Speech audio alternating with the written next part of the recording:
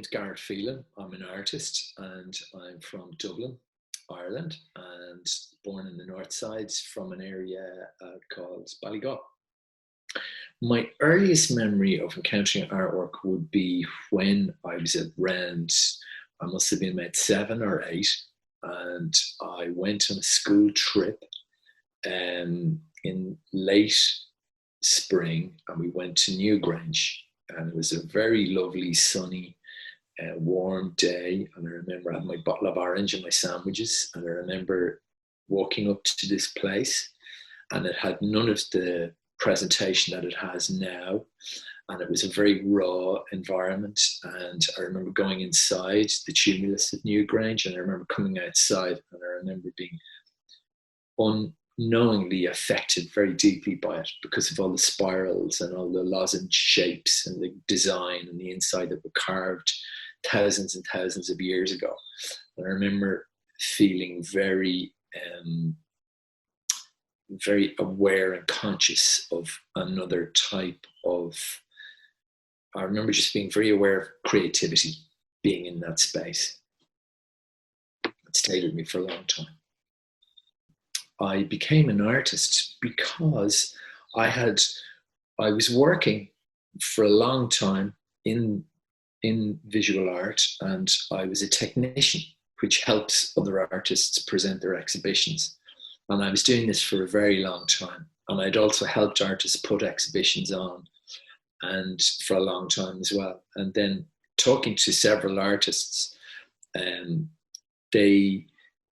artist in particular, Dorothy Cross, and another artist called Jeff Wall and his technicians. And through the course of a lot of conversations with these people, they told me I should be making art. And I was like I felt quite uncomfortable about the idea of me, who had really no education around being an artist.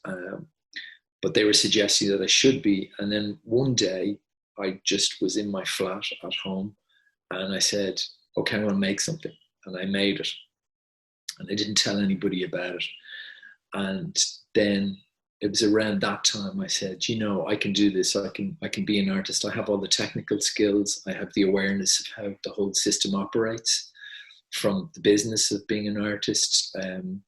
I felt confident enough that I could cope with the financial scenario of being an artist. I was mature enough, and I was about the age of 40 years old when I made the decision to be a full-time, dedicated artist that relied specifically on what I make as my source of income and living. So it was a big decision, it was over a very gradual, long period of time, because the early aspiration of being an artist, the early desire to be an artist, I just didn't feel that was possible, really, for me, for both my abilities, my talent. I didn't think it was good enough when I was much younger. But then it took me to be older to realize, actually, I am good enough to be an artist, and I am good enough to make things and place them out in the professional world of being an artist. Most days I have 2 kids, and 2 gorgeous kids, a lovely boy and a lovely girl, and I bring them to school in the mornings. I walk my dog in the mornings. I come home. I then spend some time listening to music and figuring out how I'm going to structure my day. And I structure my day, basically I do about 2.5 hours in the morning, and I'll sit down and I'll either draw, or I'll do some office type work, or I'll do some research about ideas that I'm thinking about making, or I might have an exhibition to make work for, so I'll go straight into that. I know what I have to do, but sometimes artists don't have exhibitions, so they have to be a real artist. I call that being a real artist, when you don't have an exhibition, and I have to sit there and I have to make art for the desire of making art. So I'll do that too. And then I'll go and pick my kids up from school. We all have lunch. They'll do their homework, and I'll go back to my studio for a few hours. And then come tea time, I make the tea, and I do regular house stuff. And then it's really going to bedtime, hanging out with the kids. So I'm very time managed.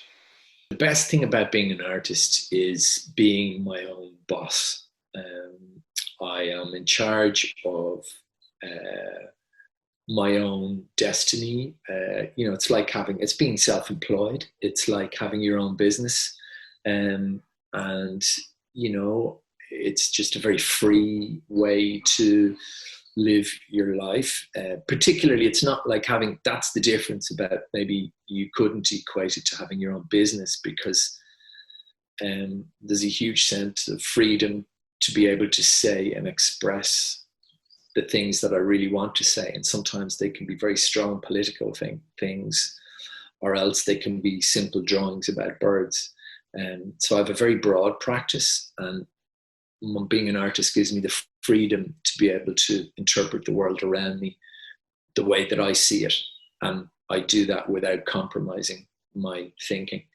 And that's a great freedom in life. I'm very fortunate to be able to do that. And I'm very conscious of that. And I'm very grateful for that.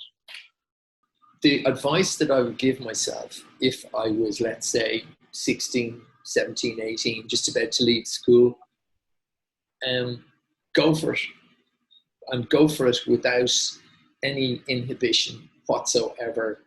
The doors that will open to you will be open to you. The doors that will be closed doesn't mean it's the end of the line for that particular path that you want to go on. For me, it was about wanting to make art. I followed my nose and I followed my instinct. Instincts gave me more opportunity than anything else. The instinct to know when it was the right way to go, the right road to go down to do something, or the wrong road. And I had good instinct to do it, and I always stuck with it. So maybe I wasn't ready to be an artist in my early 20s or my teens, and I wasn't a good student. I didn't make good student material. I wanted to make money. I wanted to work. But if I look back at myself, I did everything the way that I wanted to do it. And I think that was the right thing to do in retrospect. Other people were pushing me in other directions, but I said, no, this is the way I want to be, and I want to do and live life this way. And I did. And, today I reap the benefits of those decisions that I made. So trust your instincts is what I'd say to any young person, really. And don't give up on your instinct. If you inherently feel, I inherently always wanted to be a creative person. And that's what I'm doing today. And I'm 55.